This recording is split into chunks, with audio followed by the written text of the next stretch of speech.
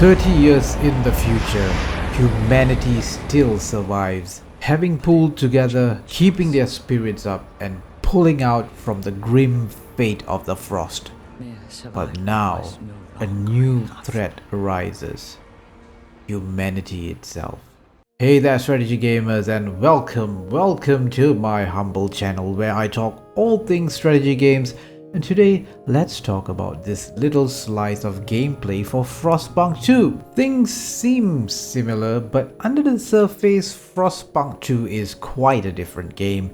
It's still grim, dark, brooding, and just quite depressing, but for very different reasons. As you can see in the trailer, which is a dramatization of actual gameplay, the city is a lot bigger. You can segment the city into separate districts, I presume to make managing the whole thing easier.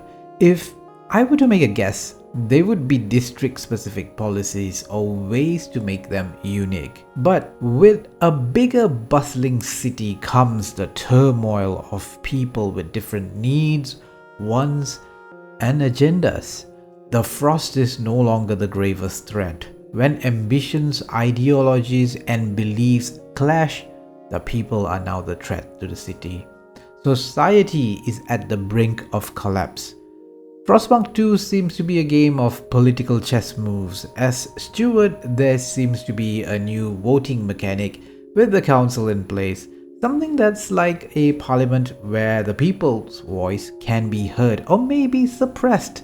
You are perhaps not given the free hand to enact everything and anything you want.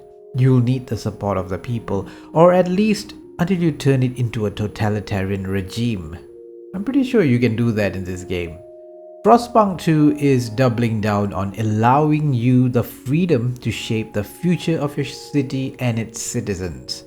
This screen here shows how the technocrats have a specific demand, showing how Frostpunk 2 will have different groups that will lobby for change or take the city down with them. Who will you side? Now, I do have some concerns on this. This shift towards a game that is more about the socio-political leanings of your citizens as opposed to survival, resource gathering, and management elements could mean it is quite drastically different. I mean, even 11-bit Studios states that Frostpunk 2 is more than just a sequel, perhaps alluding to just how different it is. How will those challenging frost moments affect your citizens? Maybe not as severely as the first game, since the city seems to be more heavily industrialized and perhaps more resistant to such calamities. The frost perhaps will take a backseat to the actual management of your citizenry.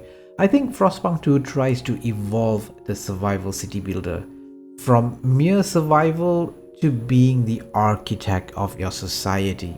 There's a mention about one citizen demanding free education in the voiceover in this trailer, which means there is some form of a currency in this world now, which further pushes class dynamics.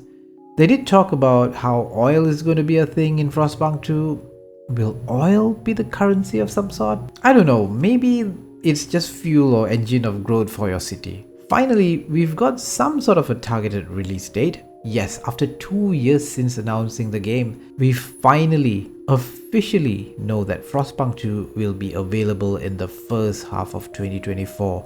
And yes, it will be available day one on PC Game Pass. There will be an Xbox release later after the PC version is out.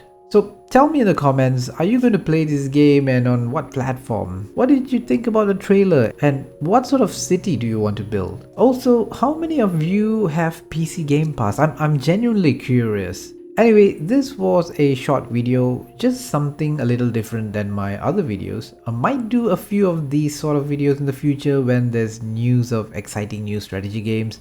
So stay tuned for those. Thanks for watching. Bye bye.